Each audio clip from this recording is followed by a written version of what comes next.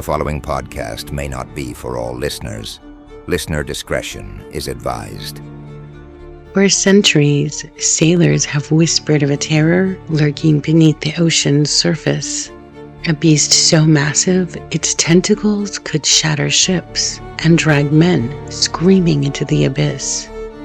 In this episode, we descend beneath the waves into the oldest and darkest corners of the sea to awaken something ancient, something monstrous, something they once called the Kraken. Was this just a tale to scare cabin boys, or could the myth be rooted in something real? I invite you to descend into the dark sea with me. The Kraken awaits us below.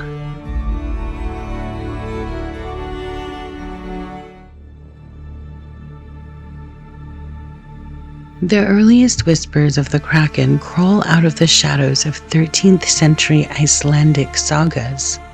There, they called it the Havgufa.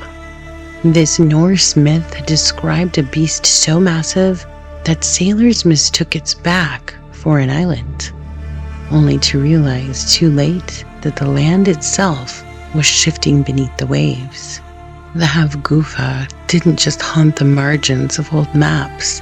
It created chaos, churning the sea into violent maelstroms that sucked down entire shoals of fish, and on darker days, claimed ships and souls that strayed too close. Centuries later, the terror only grew.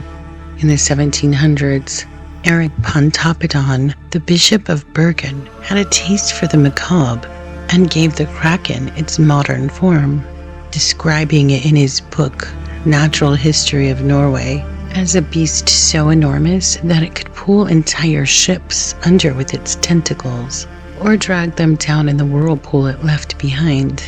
He insisted this was not a myth. Sailors swapped stories of ships vanishing in seconds, dragged below by arms thick as tree trunks.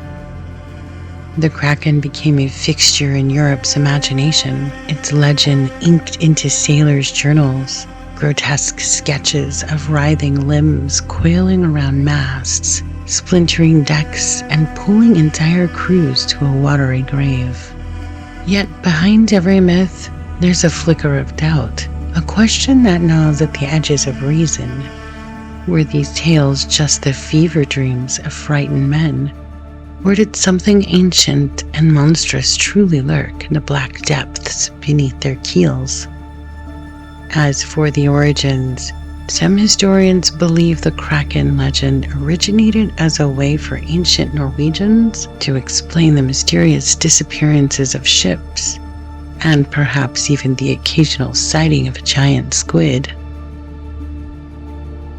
These days, we don't flinch at giant monsters.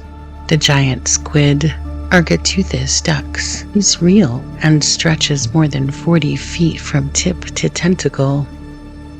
Not to be outdone by the colossal squid, which skulks even deeper, its bulk and hooks edging closer to nightmare than science.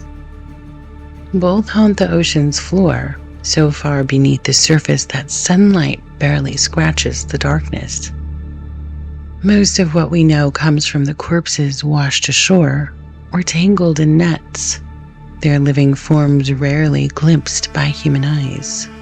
And yet, when you read old sailors' tales of the Kraken, those stories of vast, unblinking eyes, whip-like arms, and a burst of speed that could splinter a hull, they start to sound less like fantasy and more like a game of telephone with a giant squid at the other end. Maybe the men who told those stories weren't just spinning yarns. Maybe when they stared into the abyss looked back.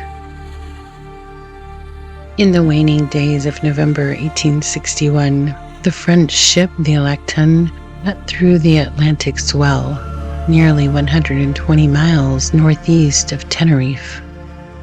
The ship was bound for South America, its crew likely lulled by a routine and the endless horizon. But the waters around the Canary Islands have always been restless, and on this stretch of open sea, the ordinary would soon give way to the extraordinary.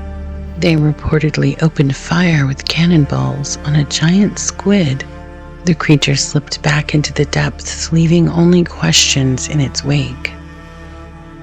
For centuries, the squid was little more than a rumor and a terrifying tale, until 2004.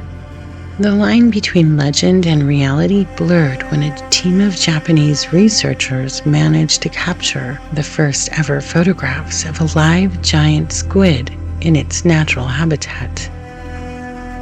For centuries, sightings of these elusive creatures had been dismissed as fishermen's tall tales, fuel for stories of the Kraken. But these images, taken nearly 3,000 feet below the surface, revealed a massive squid, stretching over 25 feet in length, its tentacles coiling in the inky darkness. The discovery didn't just prove that giant squids were real, it gave a face to the monster that had haunted sailors' dreams for generations. Suddenly, the old stories didn't seem quite so far-fetched. It was proof that monsters do exist. Long before these monsters became real to us, they prowled the pages of books. Writers like Jules Verne and H.P. Lovecraft latched onto this fear, transforming it into literary monsters that hinted at ancient, intelligent creatures lurking in the depths.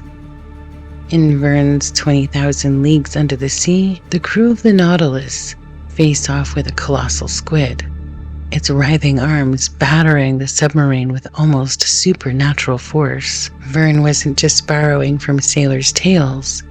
He was tapping into something primal, the terror of the unknown lurking just beneath the surface. H.P. Lovecraft took that fear even further, weaving it into his mythos of cosmic horror. For him, the ocean was more than a setting. It was a gateway to realms inhabited by beings so old and vast that human minds could barely comprehend them.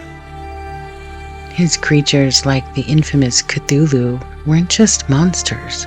They were reminders of our insignificance, of a universe that's ancient and utterly indifferent to human existence. Through their stories, both authors ensured that the terror of the deep didn't just haunt sailors, but anyone who ever cracked open a book and imagined what might be staring back from the blackness below.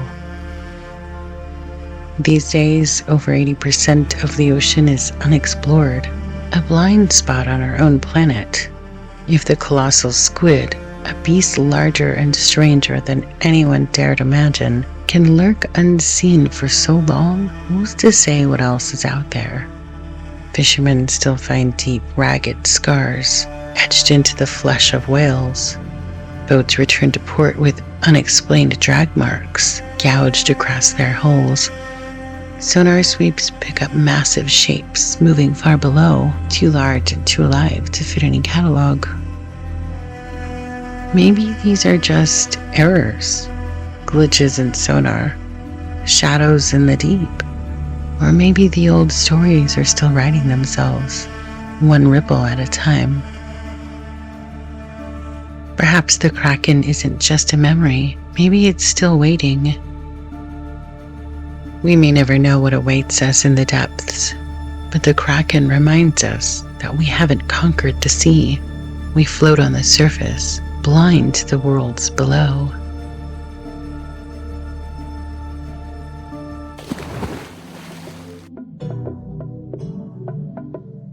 And that's it for this journey into the depths of the sea. Maybe the Kraken is just a story, or perhaps it's something the sea's not quite ready to give up.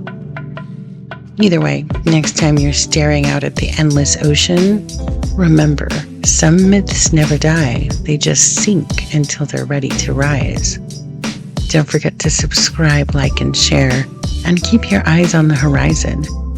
Until next time, stay curious, my friends.